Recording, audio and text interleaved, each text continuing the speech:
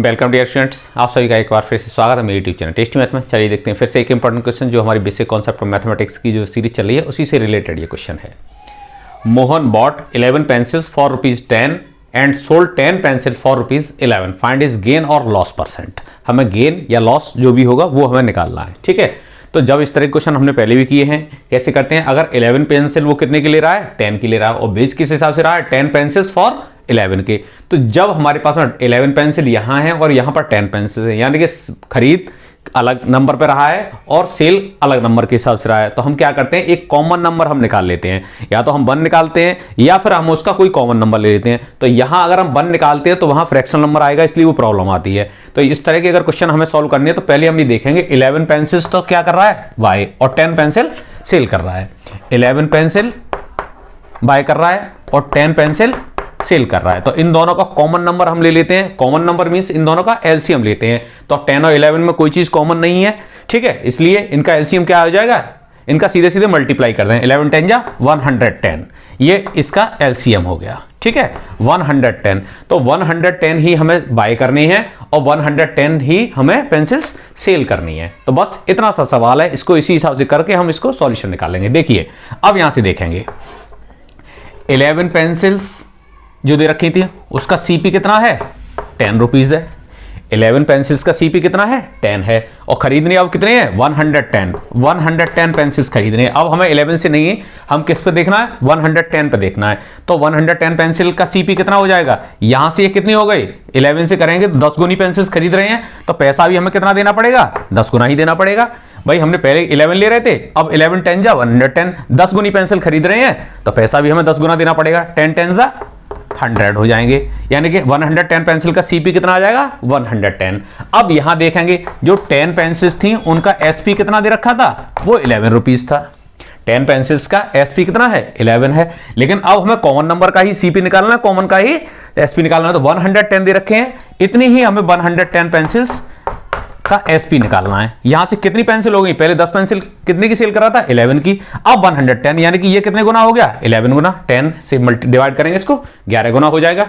11 10 जा 110 होते हैं, तो 11 गुना पेंसिल अगर हम सेल करेंगे तो 11 गुना पैसा भी आएगा।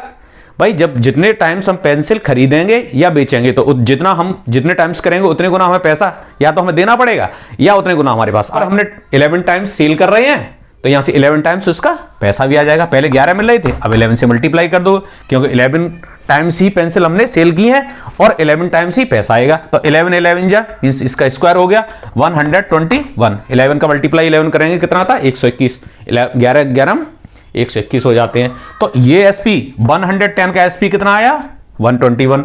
110 का सीपी कितना है था, 110। अब सीपी ये है 110 का, और 110 का ही एसपी निकाल लिया। सेम नंबर है 110, यहां भी 110। 110 पहले 11 पेंसिल थी, यहां 10 पेंसिल थी, लेकिन अब हमने 110 जो कॉमन नंबर है इनका एलसीएम निकाला था, उतने पे ही हम सीपी निकालते हैं, उतने का ही एसपी निकालते हैं। अब देखिए यहां से सीपी बड़ा है कि एसपी बड़ा है, यहां पर हमारे पास में SP is greater than CP, तो इट इंप्लाइज क्या होगा, प्रॉफिट होगा। कितना, प्रॉफिट। अब प्रॉफिट जब निकालते हैं फॉर्मूला आप जानते हैं, एसपी माइनस सीपी। तो ये कितना आ जाएगा, 121 था, उसमें से 100 रुपए कम कर दीजिए, ये सीपी है, ये एसपी है 110 का ही, कितना बचा, 21 बचेगा। क्लियर।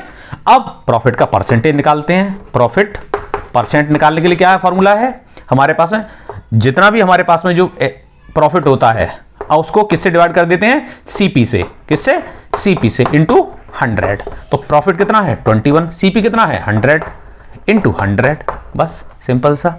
100 से 100 कट जाएंगे, 21 बचेंगे। 100 ये क्या है, एक्चुअली ये परसेंटेज है, तो ये 21%, ठीक है, इतने का प्रॉफिट हो गया।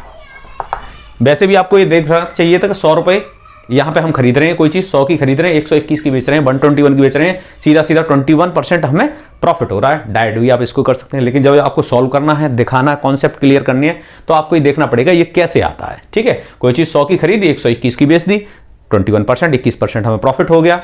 100 की खरीद रहे हैं, कम की खरीद रहे हैं, 21 रुपए बढ़ के बेच रहे हैं 100 रुपए पे, यानी कि 100 पे कितने बढ़ गए, 121 हो गए इसके, तो 21 रुपीज इसके इंक्रीमेंट हो गया। तो 21 जो बढ़ा वही क्या है, परसेंटेज है, 100 पे निकाली गई है। अब यहां पे अगर हम इस हिसाब से देखते हैं कि एसपी माइनस सीपी, प्रॉफिट हो जाएगा हमारा 21 रुपीज।